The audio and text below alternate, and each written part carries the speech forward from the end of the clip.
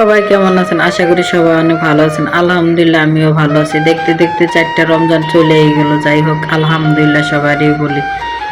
তো এখানে বৈশা থাইকা আমার মনটা খুব খারাপ লাগতেছিল। এই রাস্তা দিয়ে কত মানুষ যাইতেছে আর আইতেছে, কিন্তু আমার মারেও দেখি না, আমার আত্মীয় স্বজন কেউই দেখি না।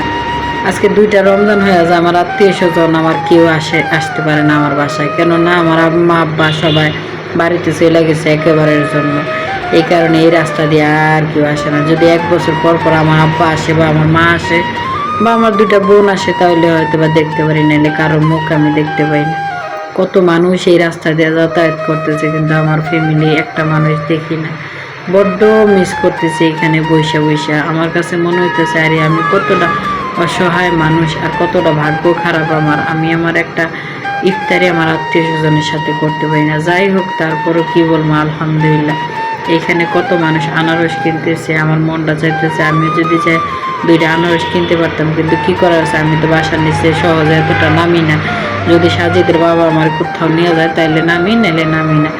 যাই হোক, এই যে কত মানুষ গাড়ি চালাইতেছে, ভাই আপনারা সবাই সাবধানে গাড়ি চালাইবেন। যারা ড্রাইভার তারা সাবধানে যাতায়াত করবেন, চালাইবেন গাড়ি। রাত বিরাতে বাইরে এত থাকবেন না। আর আমি কথাগুলো বলতে পারতেছি না, ভয়েস লাগাইতে পারতেছি না, আমি রোজা রাখছি, তো এই কারণে অনেক খারাপ লাগতেছে।